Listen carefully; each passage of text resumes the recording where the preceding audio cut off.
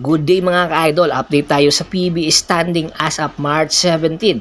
Nangunguna pa rin ang SMB, 2 wins and 0 loss. Samantala sa second, Magnolia 1 win and 0 loss. Sa third, NLEX 4 win and 1 loss. Northport 3 win and 1 loss. Barangay Ginebra 2 win and 1 loss. Terra Firma 3 wins and 2 losses. Blackwater Bossing 3 wins and 2 losses. Tropang Giga 2 wins and 2 losses. Meralco 2 wins and 3 losses. Phoenix 1 win and 3 losses. Rain or Shine 1 win and 4 losses. Samantala ang Converge Fiber Xers 0 win and 5 loss. At good news mga ka-idol, meron tayong good news sa inyo na tiyak na ikatutuwa ninyo. Kung ano yan, ito, paano orin nyo ng mabuti para malaman nyo. Good news mga idol, dahil nandito na nga ang GGBet, isang trusted betting site na pwede kang kumita at manalo. Tumaya ka lang sa mga paborito mong sport katulad ng basketball, boxing, MMA, volleyball, tennis at iba pang mga sport. At meron din silang casino na pwede mong pagpipilian, napakadaming mga laro. At pwede rin kayong tumaya sa ML, Dota at iba pa ang klaseng mga sports. Mag-cash in ka lang, gamitin mo lang ang PayMaya, GrabPay, Coins.ph, Bitcoin at iba pa. Gamamit ka lang sa promotional code na DANG2024 para makakuha ka ng limpak-limpak na bonus. Kung mas malaki ang ika-cash in mo, mas malaki din ang iyong bonus. Ano pa hinihintay mo? Mag-register na sa DANG2024 para magkapaglaro ka at makanalo ka na.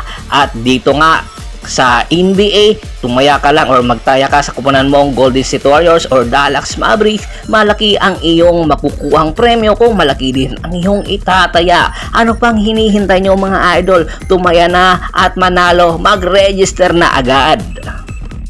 Ano pang hinihintay nyo? Mag-register na sa GGBet. Gamitin lang sa baba ng video sa comment section ang link at gamitin ang promo code na DANG2024. Isa ngang pasabog ang inilabas ng ating insider dahil si Justin Brownlee lilisanin na ang PBA at ang Gilas Pilipinas.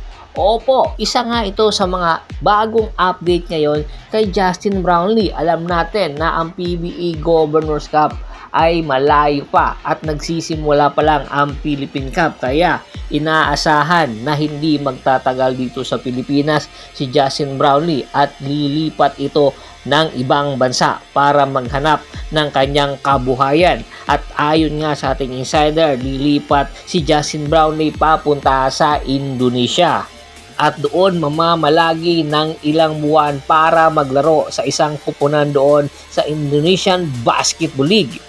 Inaasahan na ibabandera si Justin Brownlee ng kanyang kupunan na Bali United sa mga susunod na araw. Ang Indonesian Basketball League ay meron 12 kupunan at ang mga kupunan na yon ay mayroon 3 import na ang layo sa PBA. Tanging isang import lang. Nag-uumpisa pa naman ang nasabing Indonesian Basketball League pero 3 mga bigating import na agad. At hopefully, ang isang kupunan na paglalaroan ni Justin Brownlee ay makakatulong siya. At posibleng magiging kalaban ni Justin Brownlee ay sina KG McDaniels, Michael Quartz, Steve Taylor Jr. Iilan lang ito na mga import na posibleng makakatapat ni Justin Brownlee na naglaro na sa PBA. Kaya inaasahan dahil nga malayo pa ang pull-up ni Justin Brownlee sa Gilas, mga around July pa ay inaasahan magpapakondisyon doon si Justin Brownlee. Samantala, ayon din sa ating insider, si Enzo Serrano, malaki ang posibilidad na magbalik na nga ito sa PBA. Sa ginagawang performance ngayon ng Converge Fiber Xers sa kanilang kartadang 0 wins and 5 losses, inaasahan na pipindutin na ang panic button ng Converge Fiber Xers para magbago ang kanilang ihip ng hangin.